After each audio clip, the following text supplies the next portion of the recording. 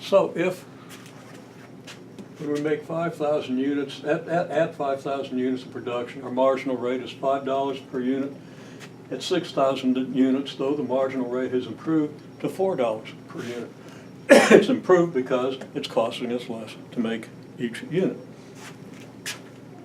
So we represent this information on a trapezoidal approximation, trapezoidal graph, right? So what we have is 5,000, 6,000. That's $5, not 4. And $4 per unit. Okay? So now, let's calculate the slope. Okay? And of course we can write down, it's a good idea just to write down all 8 quantities here. So we can kind of focus on, okay, what's this, what's this, what's this? Well, obviously, left altitude is $5 per unit. Right altitude is $4 per unit. So, from, and the run, well,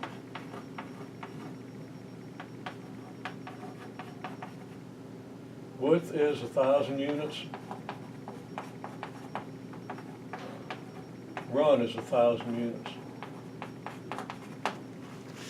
So we can immediately calculate the slope from the rise and the run. Well, yeah, we don't have the rise yet, but the rise is the right altitude minus the left altitude.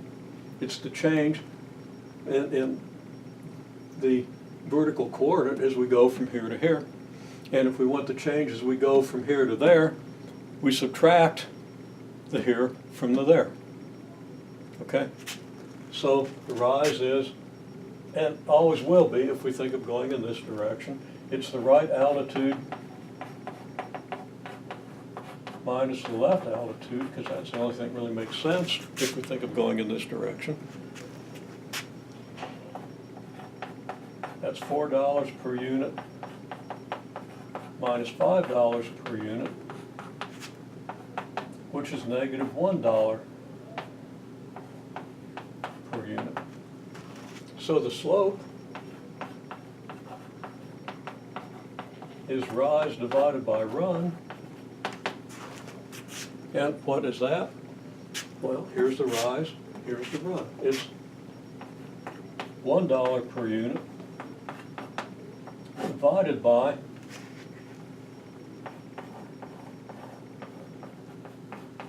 a 1,000 units.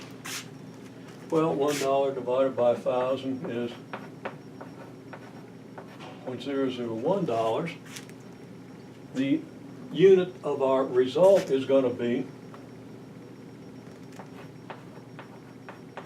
now this is per unit, and then this is divided by units. And if we do the fractions, we got a denominator unit here and a unit down here that we're dividing by. That's $1,000. That's $0.001